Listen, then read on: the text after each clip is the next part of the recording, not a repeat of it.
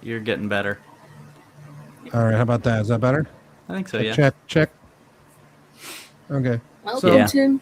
hey, so I was going to color that Horace H. Hoover drawing I did, and apparently Clip Studio decided to just no longer be on my computer for some reason. So Oh, I was like, hey, that's kind of important to do that. So we're gonna do something else instead. So, but I'm gonna try to draw another one of the characters. But anyway, so how you guys been doing? Those subscription apps. It's a subscription, or is it like a full? It's a subscription. It used to be a one-time buy when I had it back when it was like I bought it when it was Manga Studio 5, and it was still a one-time. But yeah, now it's a perpetual license Always. or a subscription thing. I love the program. I've never had a problem with it until all of a sudden this happened, and I was like, wait a minute. So that was a bit annoying, but oh well. What you gonna do? So I'm gonna pick a character from here and try to draw. I'm thinking about drawing this dude because I really like the look of that guy. I think she is frozen. Oh, she dropped down. Uh-oh. So I couldn't help but hear you talking about Mel Gibson movies. I'm the biggest fan in the world. I don't know if I could be a bigger fan. Yeah, I can't say I've seen everything he's done, but in general, I would agree. I heard you mention Apocalypto, which I absolutely love that movie. Yeah, everything he's in I think he's honestly one of the best directors of all time. Okay. All right. Between Braveheart, Apocalypto, The Passion, I mean, unfortunately, that's all he's done. Or no, Hacksaw Ridge is an incredible. That one I still need to see. I know I've heard nothing but good things about that. Yeah, he's up there with Scorsese and the best as far as I'm concerned. All right. That's a bold claim, but hey, I respect it. I can't say I disagree though. Now you mention it. I mean, there's not a lot of directors that bring a visual like quality to the movies anymore. It's really rare. There's like 2 or 3 of them. People talk about Fincher, and I'm like, to a degree, Fincher does it. Yeah. But also, it's just like, okay, he's meticulous, but he's not framing these beautiful shots every 5 seconds. Right. I gotta look it up. There's this one director I discovered not too long ago, and of course I'm blanking on his name. He's only done like 3 movies. He did Bone Tomahawk and Carnahan, right? Yeah, Carnahan. I kind of fell down the rabbit hole of his. He's got another one I still haven't seen, but the other one I watched, I don't know, it's not exactly a fun movie, but I really liked it. It's called Dragged Across Concrete, and that's Vince Vaughn and Mel Gibson. Vince Vaughn and Vince Vaughn, Mel Gibson, and there's somebody else in it that I'm blanking on. Don Johnson, I think, is in it. Oh, really? Yeah, it's a smaller part, but I haven't seen it. I always meant to. Is it? I really liked it. It's rough.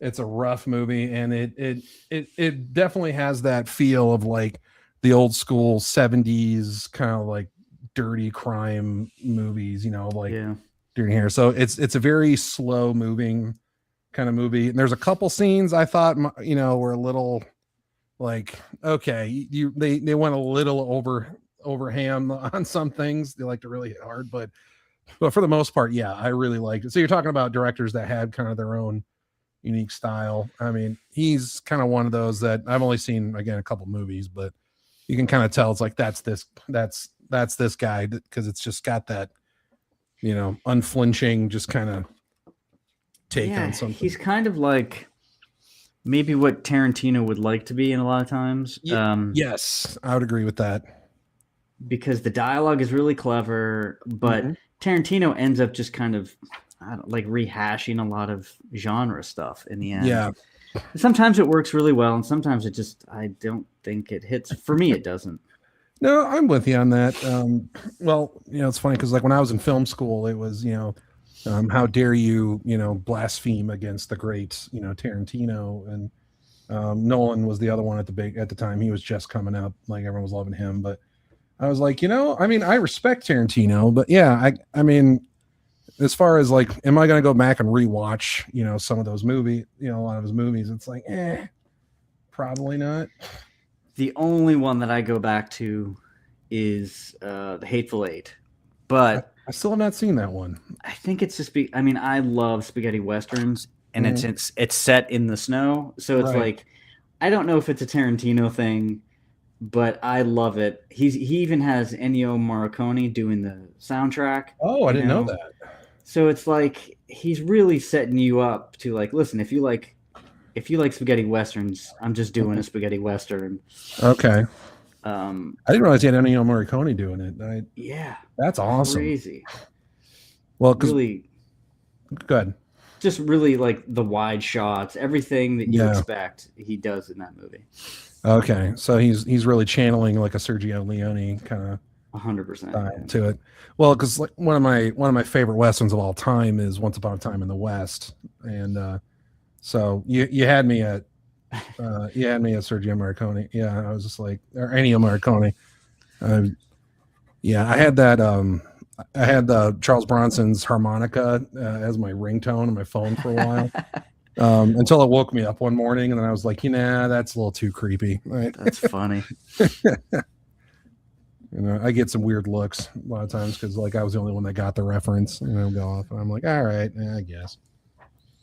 Yeah, those spaghetti westerns, it's like, obviously it was before my time. Sure. And usually it's like, okay, I'm a fan of film, so you should watch the old stuff. Like, definitely. You should have an idea. Not that you need to watch every single spaghetti western, but it's like, watch the old stuff and have a little bit of context. Right. Well, I just find it fascinating, just kind of from like a pop culture point of view. It's all good. No problem. It's all good.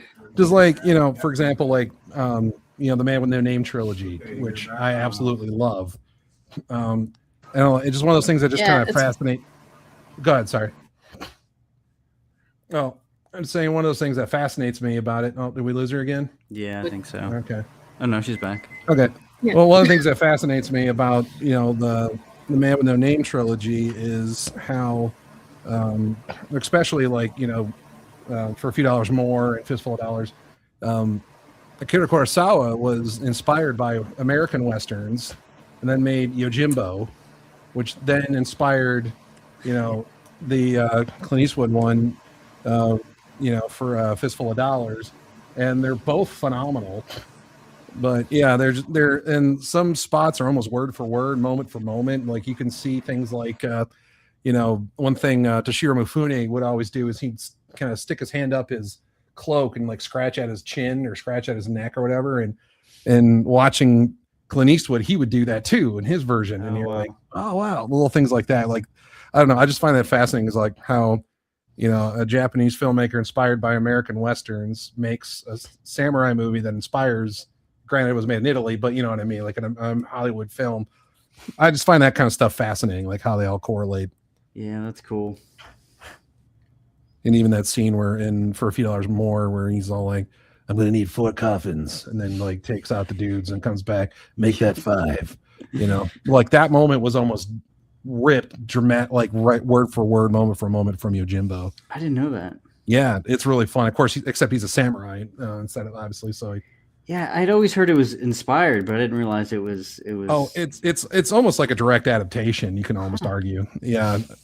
And like both are good, but yeah, the only real change is it's just instead of a samurai movie, it's a cowboy movie. Yeah. It's about the only real difference. But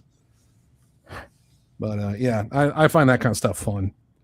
I forgot you went to film school, so I shouldn't talk so confidently. No. By all means, I love that stuff. I am a pretty big film fan, so awesome. No, I love talking movies. I get very pretentious sometimes. It's all good. Yeah, everyone gets picky. It just means you're passionate. Yeah, exactly. I get picky about stuff too, so I get it. But, I'm gonna try this time with no camera. See if that. Okay. All right. It's like I had internet all the way up till the stream, and then yeah. So we are here to promote Yes. Fabrizio's book, Horse H. Hoover. There's book number 2. Yeah. I have the other ones next to me, bagged and boarded, but I wanted to get the reference of this guy here. So the crowdfunder is funding crowdly, very in a crowd sort of fashion. There's 22 days left. It's going pretty good. I don't really know how to judge it. Really, we'll see. Yeah. Yeah, I guess I'll see in the end. I've been told, or I've heard, in the bathroom stalls of the internet, that it's a terrible time to be crowdfunding right now. Mm-hmm. Because of the holidays and all that? Okay. But it is what it is. So. I say no. Now's a great time because you could have it as a present for yourself and your loved ones to get yourself. Exactly. Yeah, but the thing is that if you're fulfilling in February, then you won't have it by Christmas. Yeah, you'll have the feeling of doing something for yourself. Exactly. Yeah. Yeah, that's true. It's like, for this Christmas, I grant you the gift of delayed gratification. Yeah, I mean, I knew all of that going into it, but I'm like, I'm not gonna wait another 3 months, and it's just like, it's hard enough to make people wait. For the book. It's like at a certain point, it really gets like onerous and a pain in the butt. So I'm like, we'll see what happens. If it funds, cool. If it doesn't, I will reevaluate some things, I guess. Would you if it doesn't for whatever reason, would you consider like trying another one on a different platform or same platform? Or I know people do that. I'm not a big fan of that. Okay. So I don't think I'll do that. What I will probably do is get a small print run. But I'll probably mostly sell that stuff at conventions then. Okay. Maybe some on my website, but it definitely won't be the majority. For those of us that are not near conventions, but we want to buy one from you, would that be? Yeah. Obviously, we're talking, hypotheticals here. I get it. But. Yeah. So I'll have some set aside for my website, and then the rest will be convention fodder. Okay. Sounds good. Yeah, I've been pushing it on everybody I know. So, Same here. Thank you. I very much appreciate it. You're welcome. Well, selfishly, I want to read it. So, come on, guys, get it. Yeah. Have you gone to any of your local comic shops and told them about the retailer tier? I haven't. My local comic shop is we don't get along. Oh, really? One of those ones. Yeah, it's very unfortunate. Did you make them mad, or they make you mad? No.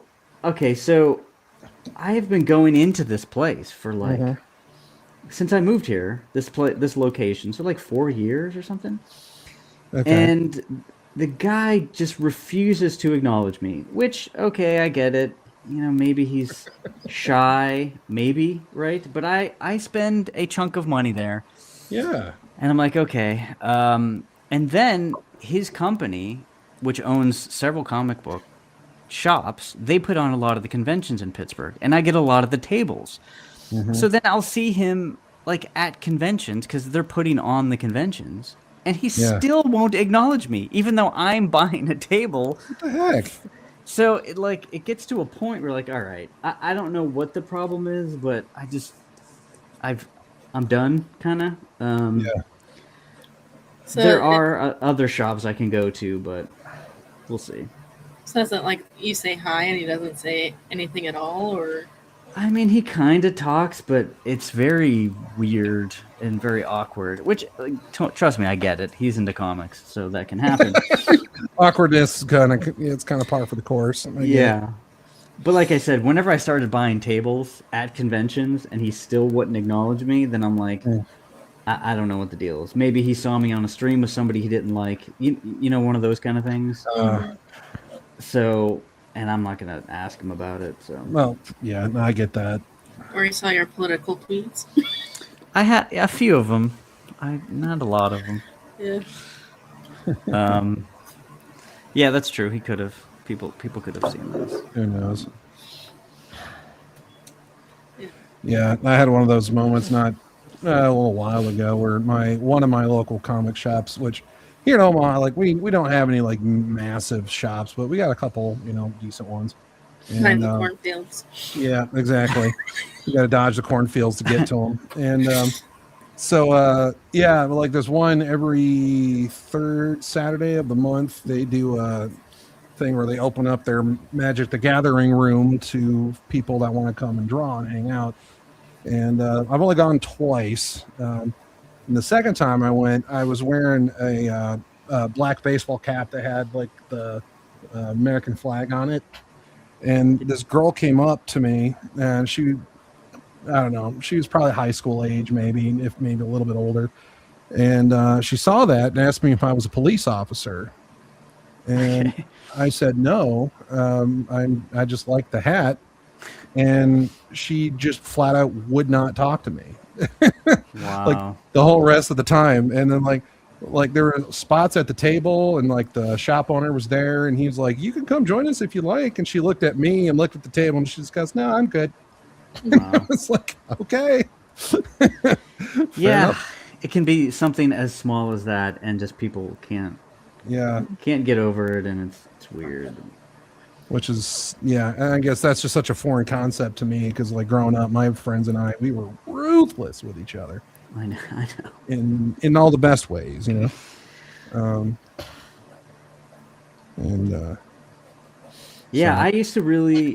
used to love arguing and debating with people. It was one of my favorite things, because at the end of the day, we were still friends. And then everybody knows that that's sort of gone by the wayside.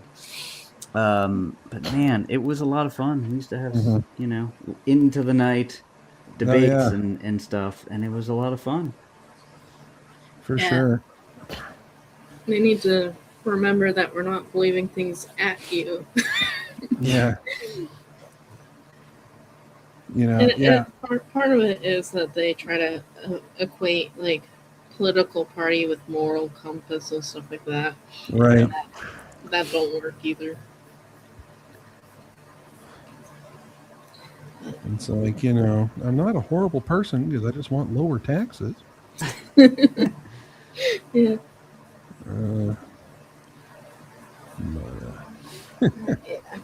What you gonna do? Imagine believing in, freedom, and you're seen as a horrible person. I know. I know. They call it. Yeah. You're like, how about people just live and let live? What are you, a fascist? Yeah. It's like, do you not know what that means? No, they probably don't. They don't. Exactly. It's like, that's the irony. Yeah. So in my office, we have like a white elephant, like gift exchange thing for Christmas, the Christmas party. And every year, I famously get a stack of books. Everybody else gets alcohol and chocolate, and I buy a stack of books because everybody there is quite a bit younger than me. Sure. They know nothing. And they've never read a book. It's painful because when I'll talk to them, I realize, wait a minute, you don't know X or Y, like you have no concept. So I'm like, and I like in the air, I write down a note. I'm like, okay, I know what I'm getting for the Christmas exchange. Here's 1984. Go. Exactly. Can I be part of the Christmas exchange? I have an addiction to buying books. It's funny you say that because, like, how we were talking about, how if you're a movie fan, you're watching old movies to kind of get an idea. I've been kind of going back lately and doing that with books. I'm reading a lot of older books that I haven't read or just want to read for whatever reason. And I've got this collection of Conan stories, and I'm mostly, these are all the original Robert E. Howard stories. And I'm like 90% done with Red Nails, which I'd never read through the first time. Which I've never read before. So this is my first time reading through it.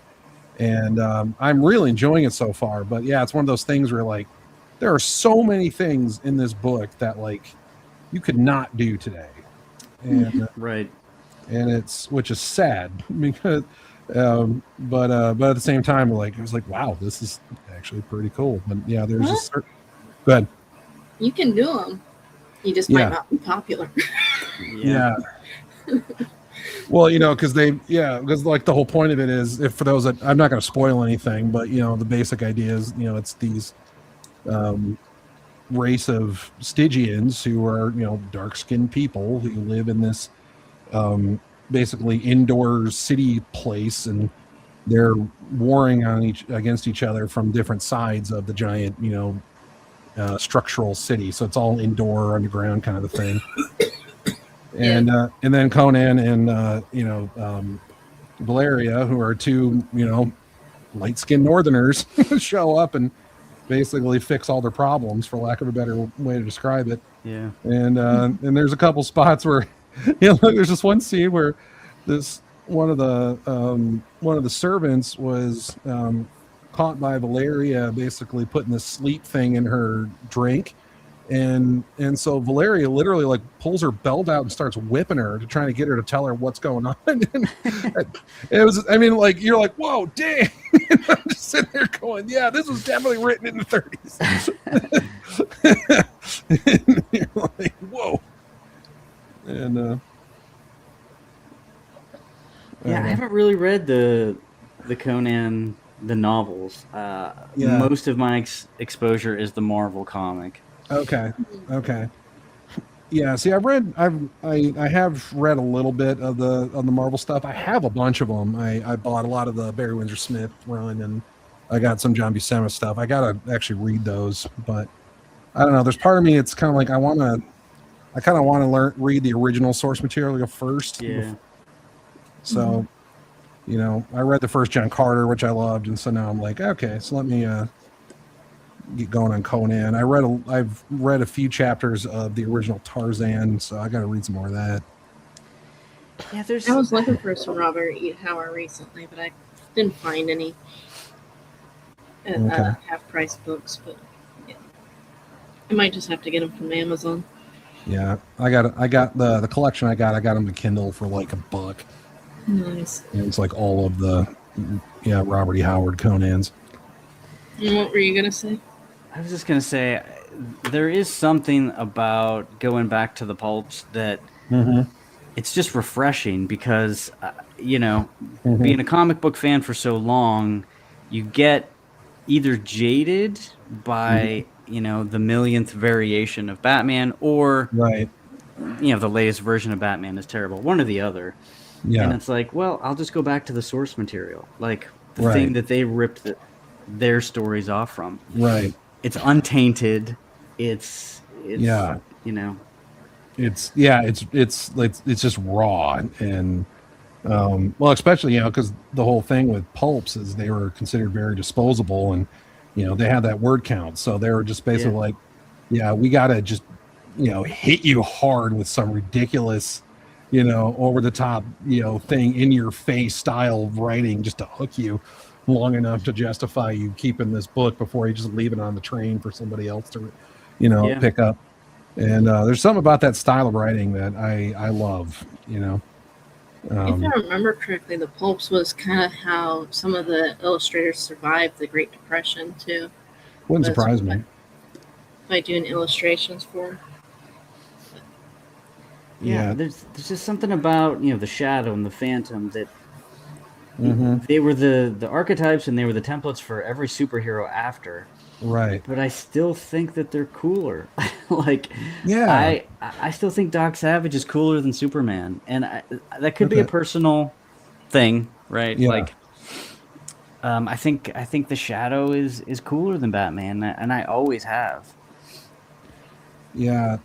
I admit I haven't read a ton of Doc Savage, so I don't know a ton about him, or much about him. But in most of my Shadow experiences, I've listened to some of the old radio dramas, and which are great. Yeah. But I do love the Shadow, and I love the idea. The who looks in the evils. Who knows the evil that lurks in men's hearts. The Shadow knows, and you hear that laugh, and you just it's so great.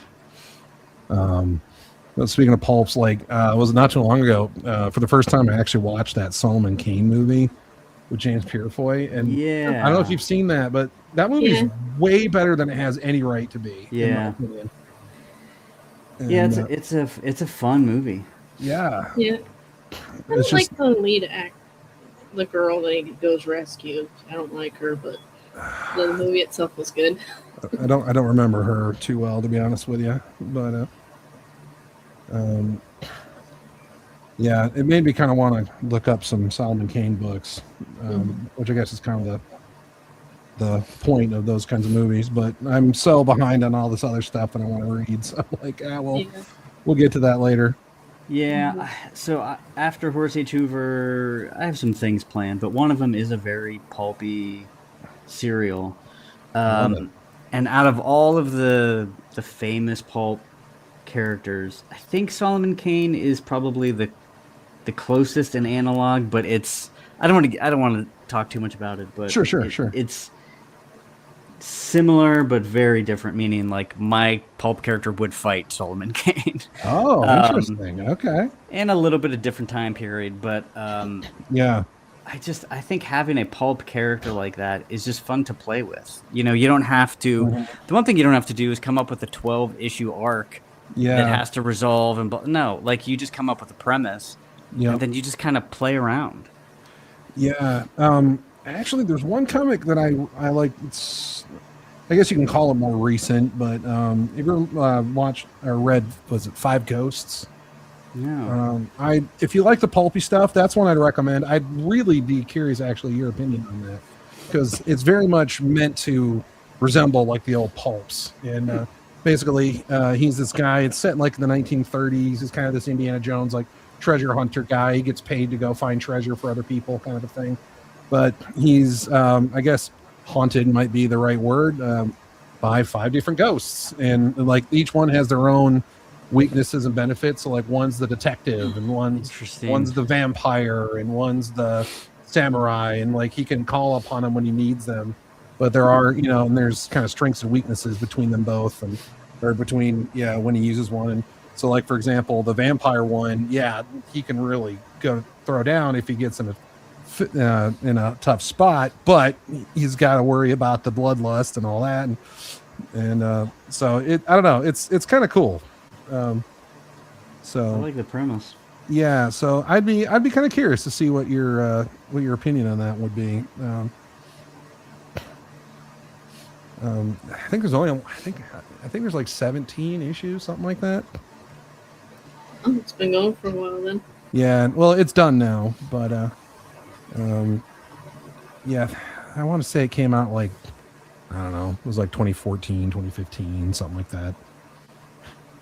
But I remember, it's been a while since I read it, but I remember really enjoying that. Like, one of the bad guys he fights is this like giant spider god that these monks are summoning from Tibet, and you're like, okay, you're like, I'm in. And sounds fun. Yeah, so it's kind of a cool, not to give you more things to read, but yeah, the list keeps growing. I know, too much media to consume. I'm almost done with Cerebus. I'm on book 13. Okay. Wow. Yeah, I've gotten way behind on that one. I gotta. Well, it's been around since the 80s, so you got time. Yeah, I know. It's on my list. It does, but like it's philosophical in how the storytelling is approached, and like some of the, because there's literature parts, and it's kind of a fun way to explore world building because you're building out like the writer culture of your world. Mm-hmm. Yeah, well, I really like what I've read of it so far. Like I said, I'm just way behind.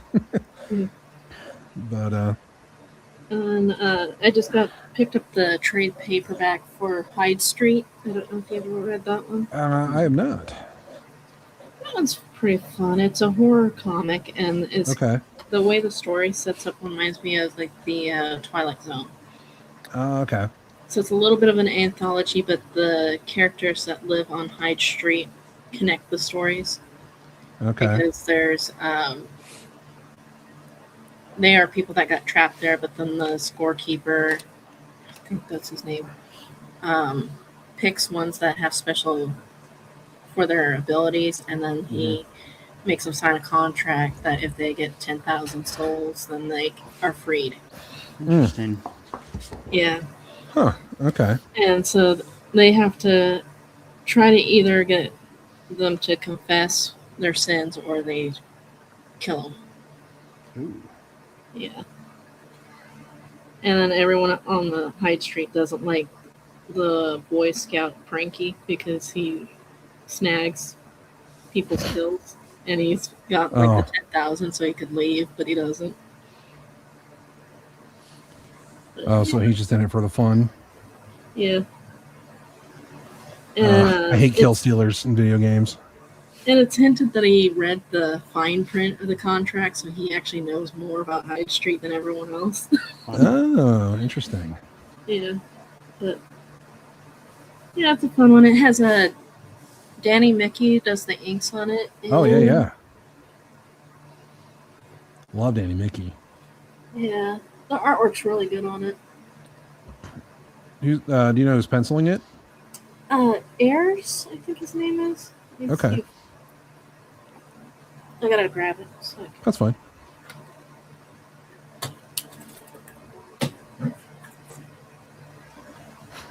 I put it away on my bookshelf, so.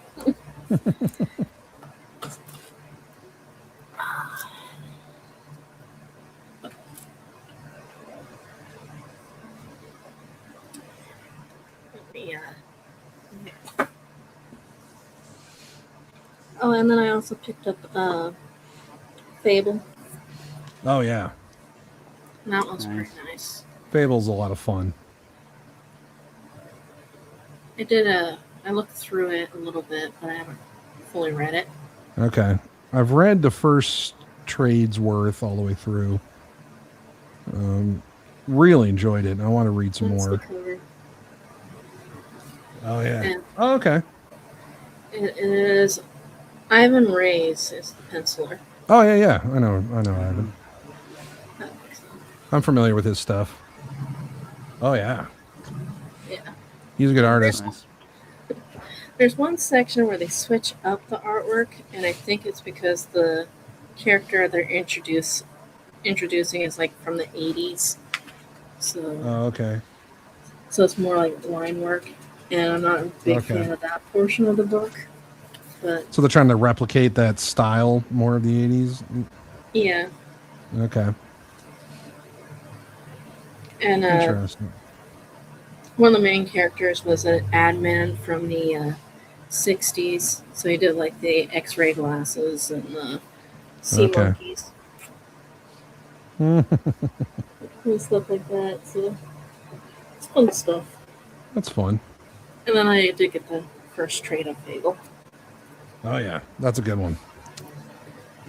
I read some of that a long time ago. I honestly don't remember it though. Well, does that happen to anybody else?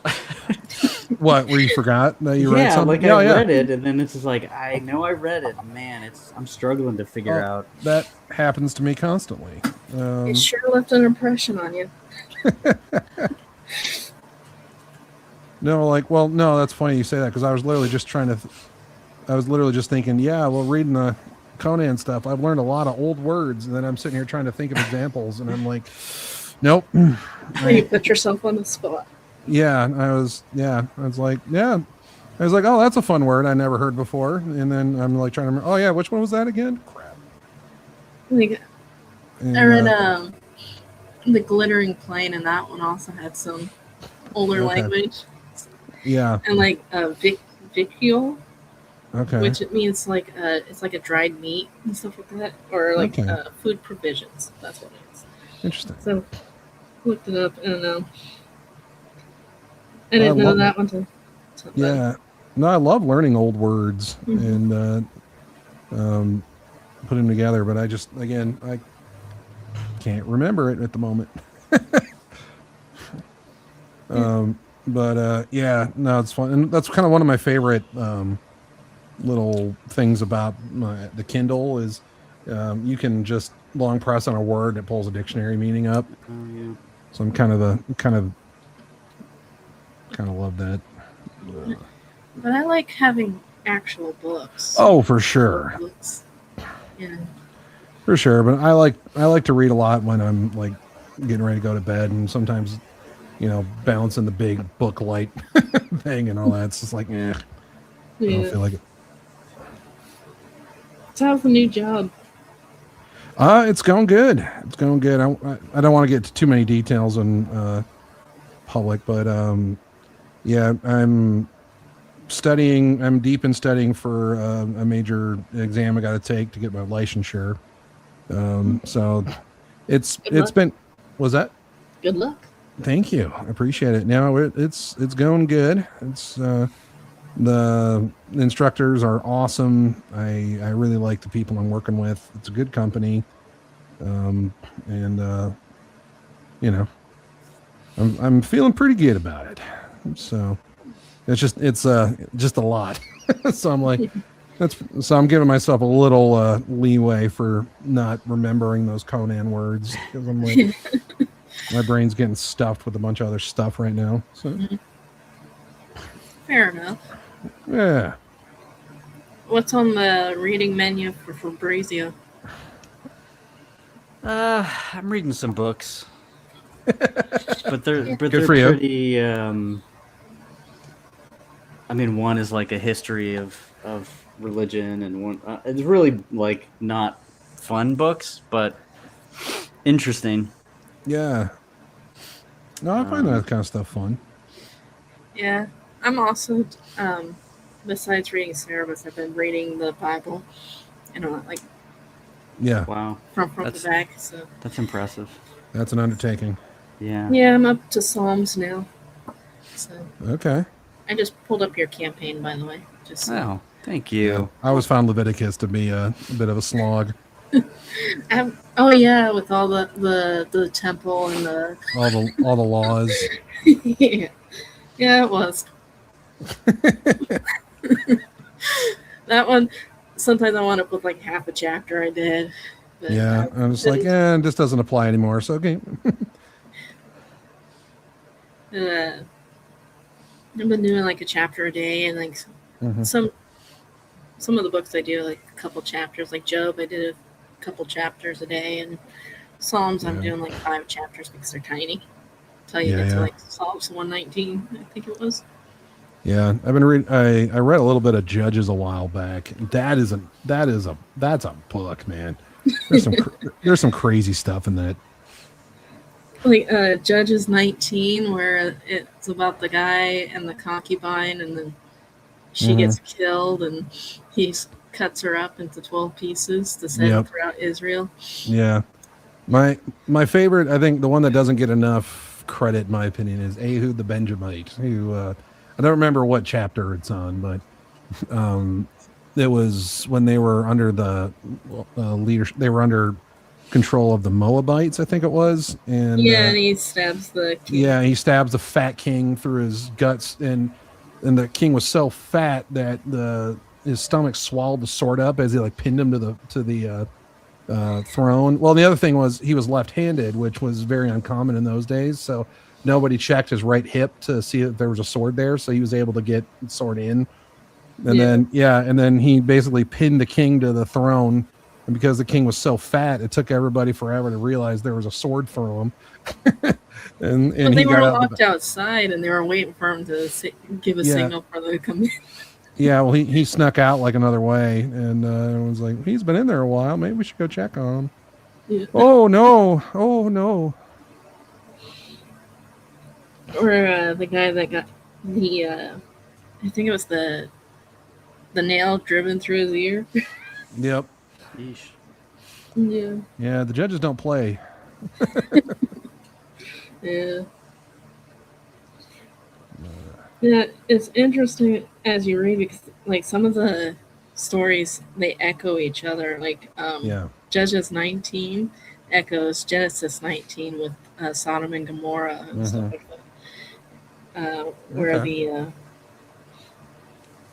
the guy that had the concubine, his wife, they stay at this old man's house, and then the strangers, it's like in the land of like the Benjamites.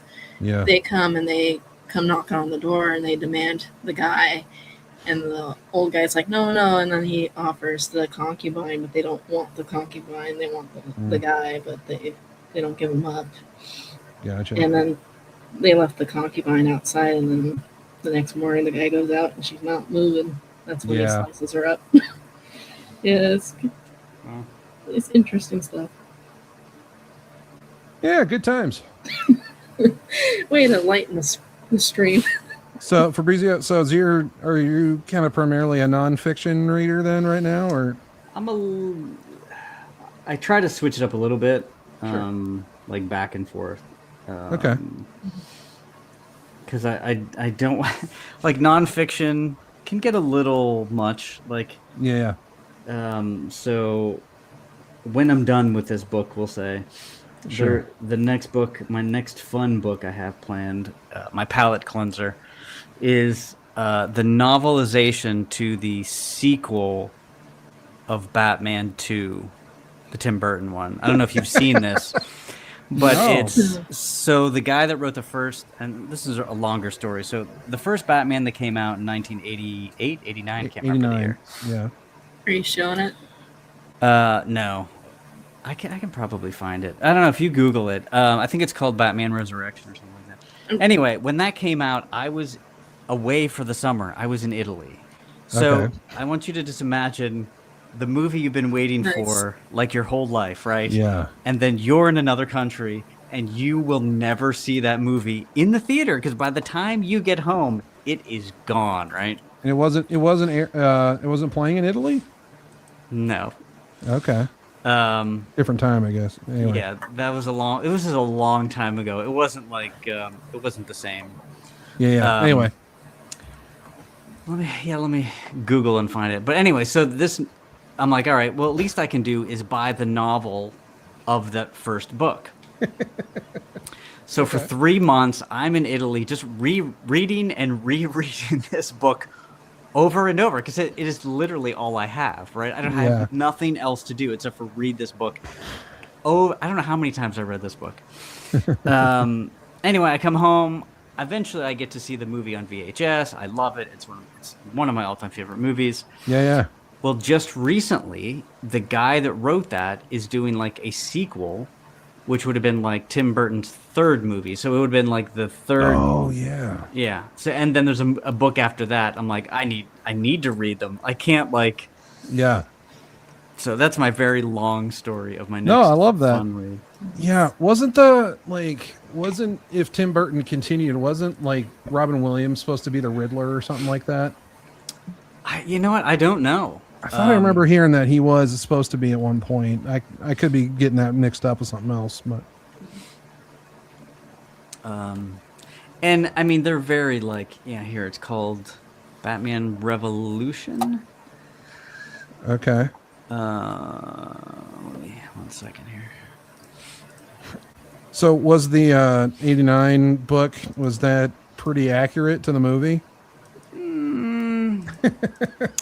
I mean, like most things, kind of and kind of not, you know.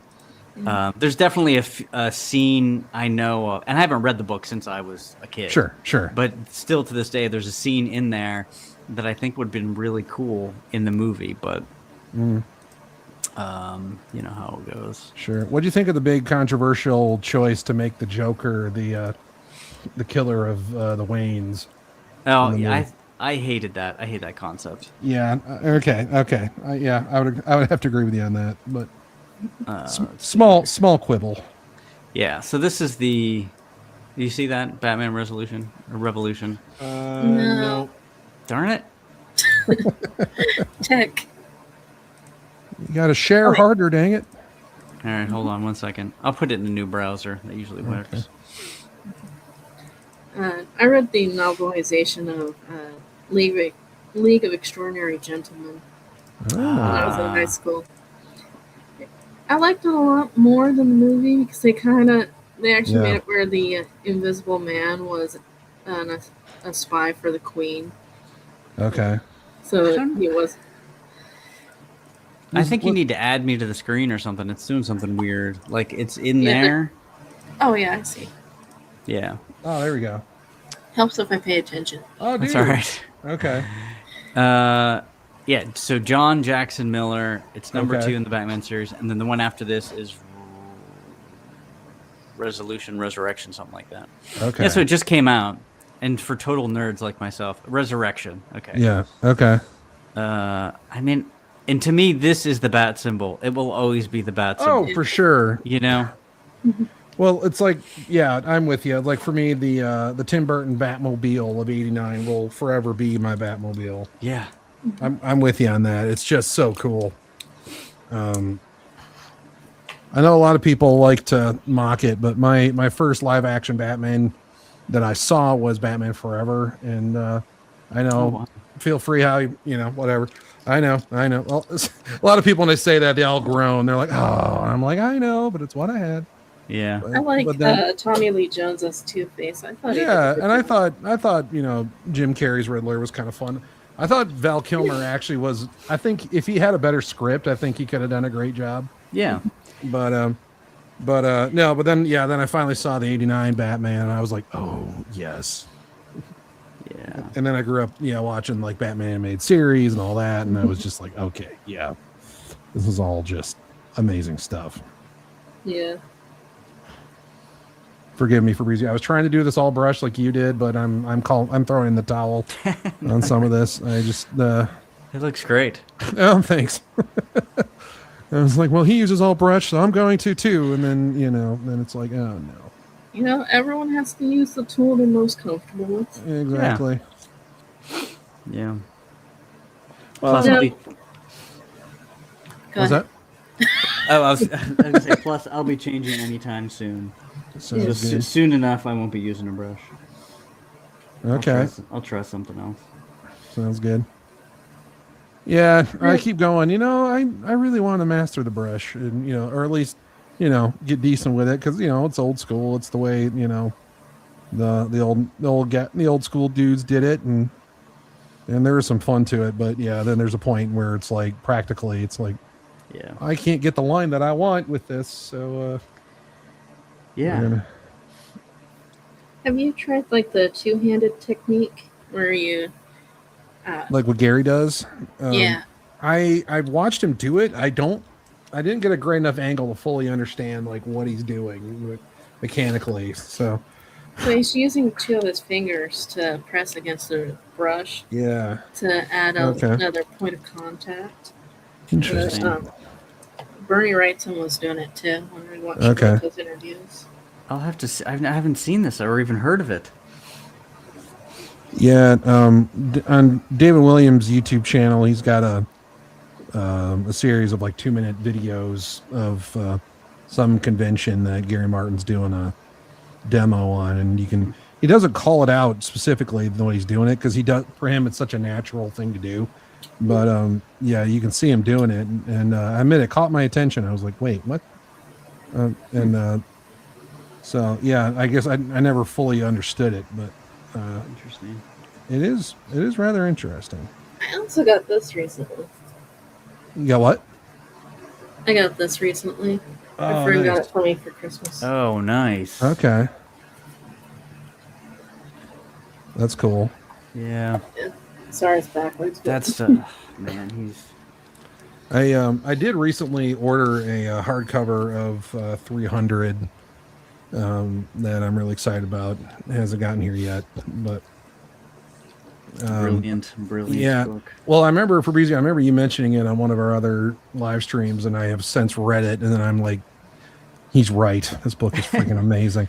Like, I'd seen the movie and I really enjoyed it, obviously, but yeah, and for whatever reason, I just never got around to reading the graphic novel. And yeah, I'm with you 100%. Like, that's it. Like, the movies, I thought the movie was decent, but yeah, the book is just so good. Yeah, they should have kept the point about the chain of command too, like where the guy trips and Leonidas kills the other guy because he doesn't obey his command. Yeah.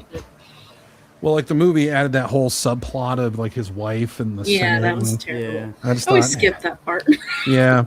Well, to be fair, the last time I watched the movie, I was like in college, and my buddies and I were having it was like we decided to call it the manliest Sunday brunch ever. And so basically my one roommate went to our local bakery and asked verbatim, "What's the unhealthiest bread you have?" And so he bought a loaf of that, and we toasted them in bacon grease and as we were cooking bacon, and like we basically made the most delicious unhealthy sandwiches. And we did Jack Daniel shots, and then we basically skipped all the story bits and just got right to the battle scenes, and it was pretty fantastic. Wow. Sounds like a great day. Oh, it was a good time. It was a good time. But yeah, it solidified, like Frank Miller, especially in that era. He had this, I don't know, the only way I can describe it is just that in your face style of writing that I love. He kind of has, like, he kind of gives you the little premise, then he has like a punchline with it. Like my favorite one is like, they called themselves immortals. We put that name to the test. Yeah, it's like this Mickey Spillane style writing, which is so good. And now if it was just that writing, but it wasn't his art, I think it would be something else. But when you get his art, these beautiful like vistas, it's sublime. Like when everything falls away and people look at comic books for the past 60 years, Frank Miller unequivocally is the best. I think. I'm having a hard time arguing against that because, between that and like one of my favorite Daredevil stories of all time is Born Again, right? And I recently got a collection of Batman Year One, and that whole scene, the citizens of Gotham, you have eaten well, those kinds of moments. You're just like, oh, they're just so iconic and just so, again, in your face. It just kind of punch you with it, and I don't know, it just really grabs you.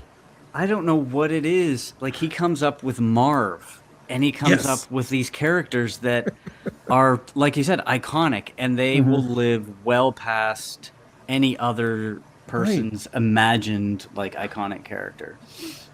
Yeah, and it's just like something about, like, I don't know, it's funny because his art, I admit, took me a little while to really fully appreciate because it was so different, like, because you're like, man, these faces are kind of wonky, his proportions are a little whatever, but then, I'd like to think as I got more sophisticated, I started appreciating it more. And I mean, 300 is flawless as far as I'm concerned, art-wise. Like, just how he just uses the big black shapes and all that to really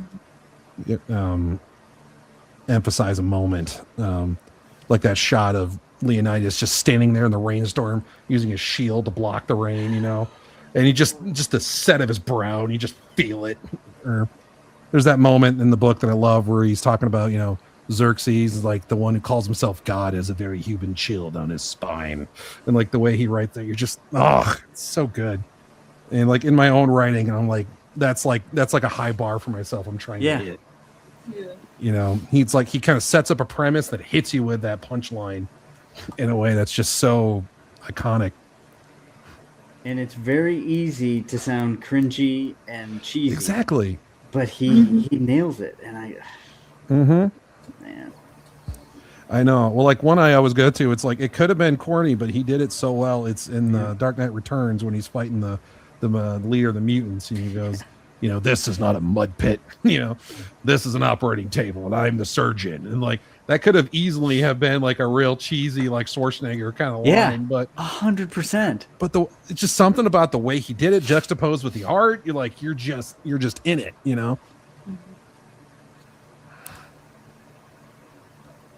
Or like the one man who beat you speech. You're just like, you just felt it. Like, it's just so visceral in the way that he writes. And I think the one thing that differentiates him from, I would say, almost every writer, in definitely Alan Moore, Grant Morrison sort of vein, is a really distinct sense of morality. Like Frank Miller, his characters have a sense of morality. Okay. Yeah. Like, I think across every story. even Marv, to me, Marv is a hero. Like he's brutal, like in the vein of the Punisher. But Alan Moore's characters, I mean, with Watchmen, like Alan Moore is very nihilistic. But I did enjoy The Watchmen.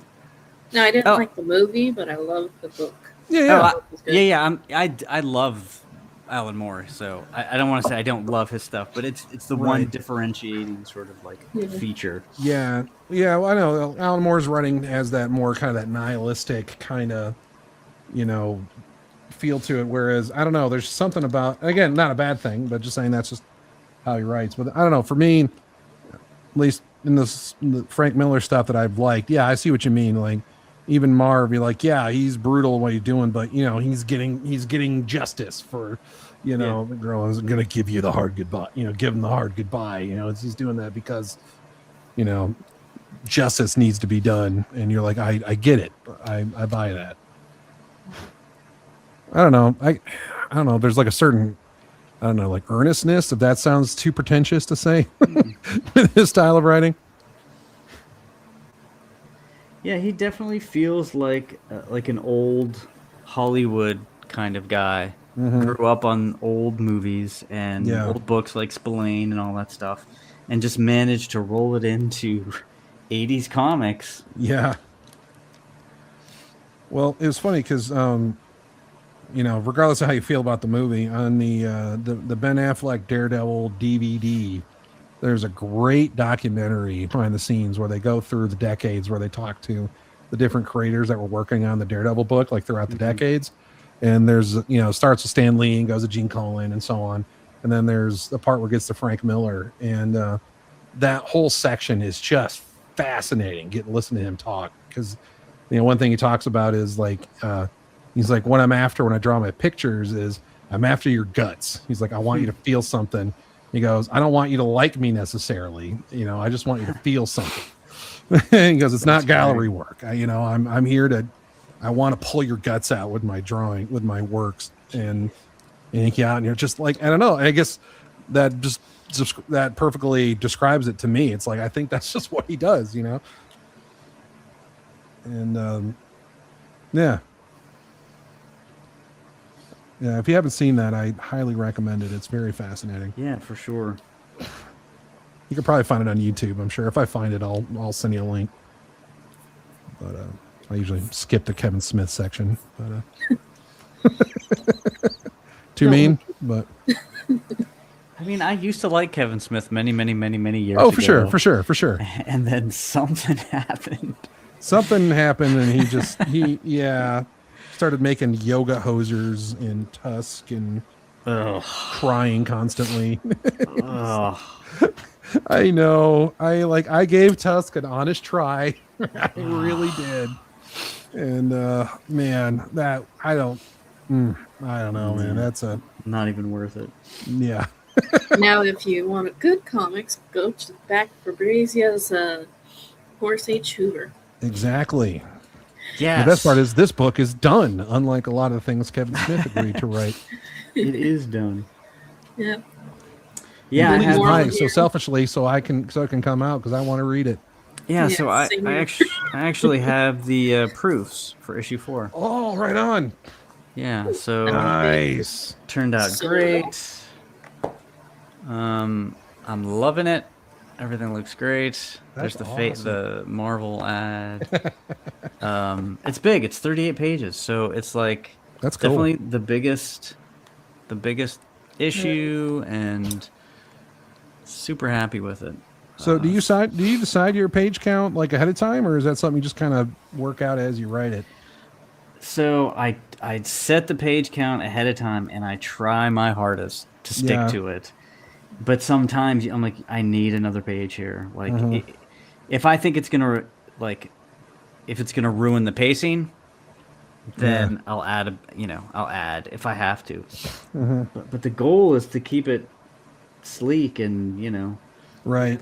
Well, it was funny because I was rewatching an episode of Greybeards while I was drawing the other night, and they were talking about writing, and Aaron Lopresti brought up an interesting kind of, I don't know, rule or just his opinion on something. He goes, if you got a dialogue scene In his opinion, it's 2 pages and then out. And he said anything more than that is going to bore the reader and is excessive. And I was kind of curious because the way you write, it doesn't seem like you would agree on that.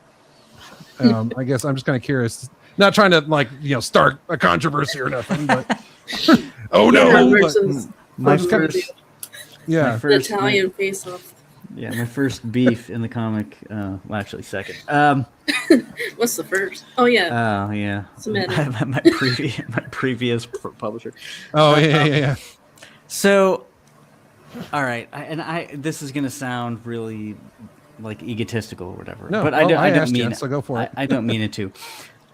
Horace H. Hoover is unique in that I think just him talking is interesting because it's different. It's very different than anything. You don't actually know what he's going to say. So to me, that is like a twist on a regular, like you said, just a regular dialogue page. So if it was just, I don't know, a secretary discussing with her boss something, then yes, for sure. More than 2 pages and nobody wants to see that. But Horace H. Hoover, I have 2 things.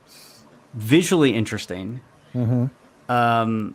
And then the way he talks is interesting. So I'm okay with sort of letting that kind of stuff breathe. Yeah.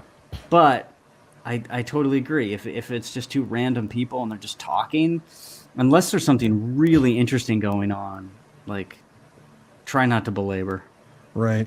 Like, and how do you feel about like regular conversations while like action scenes are going on? Because I'm of 2 minds of that, because it's like, on the one hand, at least there's something interesting like to look at while they're talking, but at the same time, it's like you're throwing a punch or dodging a punch. You're not just going to have this, normal conversation of exposition while you're going on. So I don't know. Yeah, people always talk about that. Well, just have them bouncing around, and I'm like, yeah, you can, but that's just kind of, it is a little weird. Like it's hard to, like you said.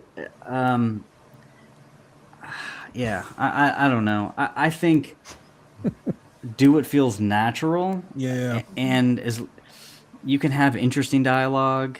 Yeah, but like, man, you see those modern comics, and it's like 20 captions. Oh God! And then I'm like, if you turn the page and you sigh, I think that's your cue to get out. Yeah, I know. It's all like, was it feelings in hallways and eating food? Yeah. And no, I'm with you on that one. A modern comic that I read that I actually kind of liked because it had some fun cartooning, not a whole lot of dialogue. It was a spin-off series to a series called Minor Threats, but the spin-off was called Barfly. Okay. And the main character is a human fly who was the former henchman to the supervillain who's behind bars, so he's trying to find his place in the world. It's a comedy. It's so like he works at a fast food joint. So he's a human fly, so he's part human, part fly. Okay. That's fun. Well, I like it. The premise is that the guy had a gauntlet that used radiation to make insects more intelligent and bigger. So, yeah. But it was kind of a fun one. I think I still got it. Okay. What was it called? Barfly. Oh, I'll just pull it up. So I do want to mention this though. Like if you go back and you read some old comics, So there's this modern sort of complaint about too much text, too much dialogue, blah blah blah. Yeah. But then if you go back and read an old comic, I mean, it's everywhere. It's packed. So the question is that just our short attention span, like projecting on these comics? Because I read this old Daredevil, and I swear there was not that much dialogue, and it was covering faces and bodies, like it was just literally all over the place. Now, for me, it didn't ruin the story at all. So okay, can you guys see it? Oh, I'm still. Oh, you're still got Fabrizio. Yeah, it's Fabrizio's show. You're giving him all the attention, which is fair. It's his campaign. Yeah.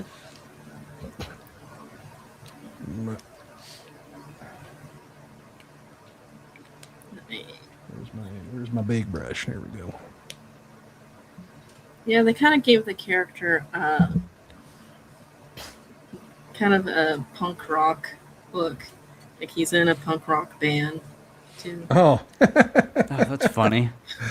That's pretty cool. I love it. I love it. Yeah, it's just 4 issues, but it's a fun one. I'll check that one out. It's funny because it's called Minor Threats. And at first I'm like, is that a coincidence? Because there's a band, Minor Threat, the old. Okay. Yeah. So I guess that's not a coincidence. Well, the Minor Threats was the main series, and that was supposed to be a group of C-class villains go out to stop a major villain that had killed a superhero's sidekick. That was the initial series that was written by Patton Oswalt. So take that as you will. Okay. Interesting. And in that one of the characters that just appeared in the bar was the Fly Guy, and someone wanted to make a spin-off series for it, so they let him do it. Oh, that's cool. Yeah. It's kind of a fun one. Well, that's kind of the fun thing about comics is like, you know what? I want to do a story about a fly that's like a punk rock bounce. Yeah, exactly. I'm doing it because you can just do it. Yeah. And there's like just some fun cartooning, like fun visual gags, like his the woman that he rents from, she's an old cat lady and she like has a cat on her head. That's stuff like that. That's fun. Yeah. And the artwork's not the greatest, but it works for what it's doing. Yeah. That's fun. Little change of subject. Have any of you seen the teaser for the new Street Fighter movie? No. I'm not gonna lie, I'm kind of loving it. Did you guys play Street Fighter back in the day? No, my game was I don't think I did. No? Okay. Well, one thing I will say, and then we can move on, but what I like is they're not doing like a gritty reboot to try to make it real. They're leaning fully into the over the top 90s aesthetic, and so that's got me excited. And since I'm the only one that cares, we can move on. But well, no, the fact that they're making a movie you're excited about, I mean, that's, yeah, I know, right? I get it. Yeah. But just like, the trailer, like the music, it's like straight just the 90s like the original game soundtrack, and the characters all look exactly like they're supposed to. There's no reimagining or anything. Yeah. And it just looks great. And like, is the acting going to be great? Probably not. Is the story going to be deep? Probably not. But you know what? I want to watch people fight and like graphic, gory ways. Yeah. Well, not so much gory in Street Fighter, but just kind of more fun, like over the top. That's more Mortal Kombat. Mortal Kombat. Mortal Kombat. Yeah, that's right. Yeah, Mortal Kombat's the real gory one. Yeah, they haven't had a great history with movies. Well, Street Fighter hasn't either. Mortal Kombat movie from like the 90s. I mean, it's fine. Street Fighter's the red and blue. Is that right? I guess it's got the guy. Yeah, that's the Hadouken. Has the lady with the big thighs. Yeah, Chun-Li. The one that Aaron kept calling Chun-Li. Chun-Li or whatever. Yeah, it's a Japanese video game as opposed to Mortal Kombat, which is it American or is that Canadian? I can't remember, but company. I'm not sure. The NetherRealm. But anyway, I know John Carpenter's film Big Trouble in Little China inspired Raiden's design. Okay, that doesn't surprise me one bit. The Storm Brothers. That doesn't surprise me. But yeah, I don't know. It's just kind of cool because like many years ago, like there was that really cheesy but kind of fun Street Fighter movie back in the day where they had Jean-Claude Van Damme playing Guile, who's like the most American of American characters. And there you have, here you have Jean-Claude Van Damme with his, Belgian accent. And like Guile literally has the American flag tattooed on both shoulders. Like he's that level of American. And so then you got, well, the real claim to fame to that movie is Raul Julia plays Bison, who's the main bad guy. Wow. And you know, he was sick at the time, and he's kind of thin, whatever, but he did not have to go all in like he did for that movie. Like he brought it to that movie. So if you're gonna watch it for that. But and then like, was it like early 2000s? They tried to do a gritty reboot with like all these different people, and it was just, that was bad. But like this one's got 50 Cent in it. Like he's playing Balrog, the boxer dude, and you're like, I'm in, and he looks great. So anyway, I said we can move on, and I lied apparently, but we can for now. Are any of you excited for Wraith of God 3? Yes. Amen. I got the EC variant cover. So did I. I did ask about switching to the yellow cover, because I do like the twist of the Wraith's body on that. It's just such a good pose. But we'll see if Aaron remembers. I do like. If not. Yeah, I will say I really do like the pose of the witch on that one. Her pose is really good, but I don't know. When I looked at the EC cover variant, I was just like, I don't know, just that head right there in the front. I was just like, okay, I kind of need this. I just picture people going growth, and so I'm like, yep, that's why I need it. Yeah. Yeah, so I'll be happy with either one. But Yeah. I also got the Roughs, Volume 1. Oh yeah, me too. Which is something Fabrizio should do, is a little booklet of Roughs. Maybe. I don't know if people want to see my roughs. Yes, I do. There are definitely process junkies out there like myself that just go all over. We nerd out about that stuff. I mean, I'm very interested in that kind of stuff. I have some, not Gene Colan. Damn it, the Daredevil guy. Oh, Bill Everett? Why do I always get him confused? What era? Well, Gene Colan did a lot of Daredevil. I know he did, so that's why I'm getting confused. Yeah, so like what era are we talking? 1 second. Well, Bill Everett was first, and then there was... He does the wonky knees. Why can't I think of him? Oh, the one... Anyway. I love him. Yeah, no, I know what you're talking about, but I'm blanking on it, but... I hate that. But I bought a bunch of his thumbnails, which are amazing. That's awesome. They're really, really cool. That's fun. That's awesome. Very nice. Let's see. It's your turn to be up front. What are you working on? This was supposed to be an alternate cover to issue 1, but I didn't get it done before. Wonky knees. Oh my god! Now I gotta find it. Not Gene. Not Gene Colan. Why am I blanking on this? This is killing me. Yeah. He did Avengers covers. He did a lot of covers. Gil Kane? Gil Kane. Oh, thank you. Yeah. You're welcome. You're welcome. Mike. No, you mentioned all the covers, and I was like, oh yeah, Gil Kane, that guy. Yeah. Jeez. Wasn't he also the one that would steal people's artwork? Or was Yep. Okay. Well, my boy, you caught me. He had all these he had all those ex-wives to pay alimony to, and yeah. But he was like such a stupid concept, but I digress. He was great about construction though. Like like you could see the bones and the muscles and all of that in his construction. So these thumbnails are really pretty great. Oh, I'd love to see that. And they're big. They're not full size. They're really big. So you can. It's in a pile. Like I'll pull it out one of these days. I posted everything on Twitter one day, like all of my art that I. Sorry, headless bourgeoisie. Make do with what you have. Take what you can. Get paid. No mind the. No mind. Use for minor. Pay no mind to us with just a minor thread. Sup, headless bourgeoisie? How's it going? Wonky Needs, Fred Hembeck.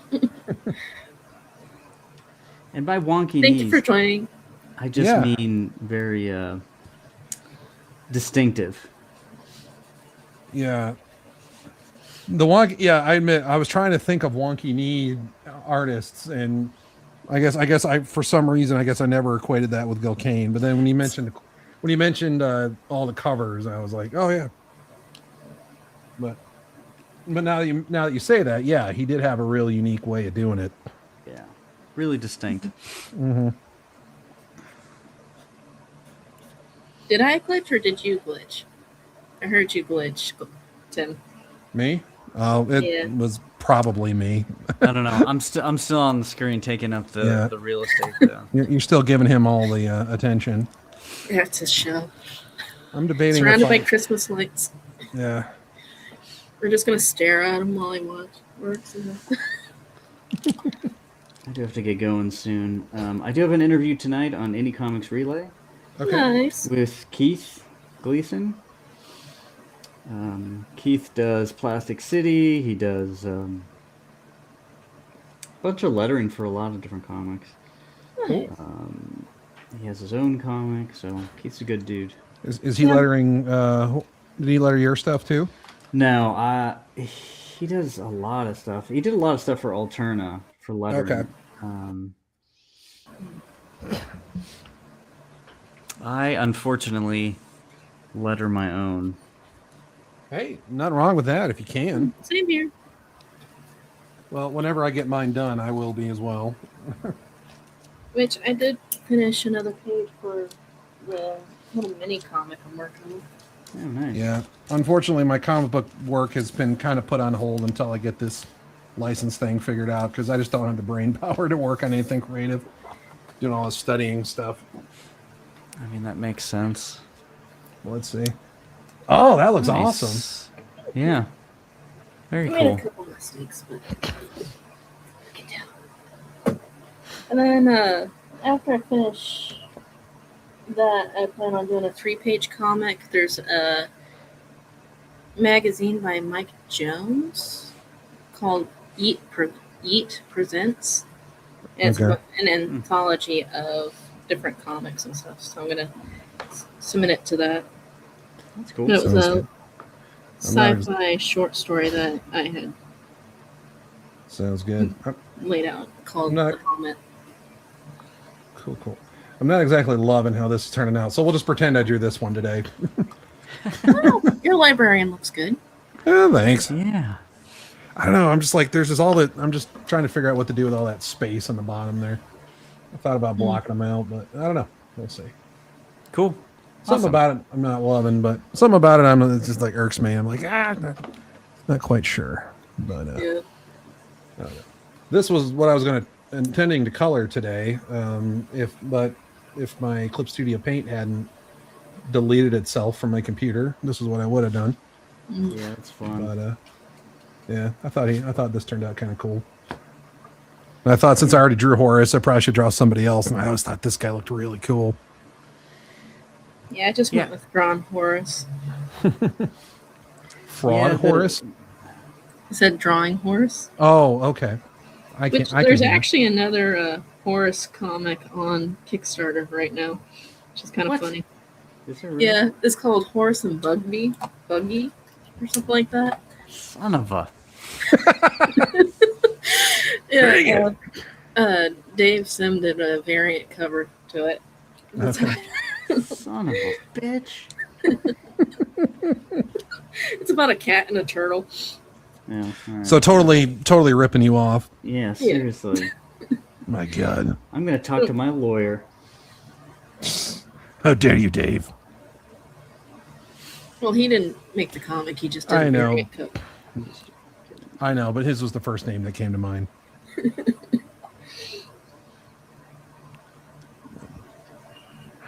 Yeah. Great. Yeah, I got to dip here in about 5 minutes. All right, I gotta get going too. Yeah. It's nice chatting with y'all. Yeah, for sure. Thanks. Definitely. Hope your book goes well, and I'll check out that interview later. Yeah. Whose channel is it going to be on? Indie Comics Relay. I'll post it and in Twitter for sure. Yeah, for sure. Love to check that out. I'll share that other comic too, so you can check it out. Sounds great. All right. All right. Talk to you guys later. All right. Later, guys.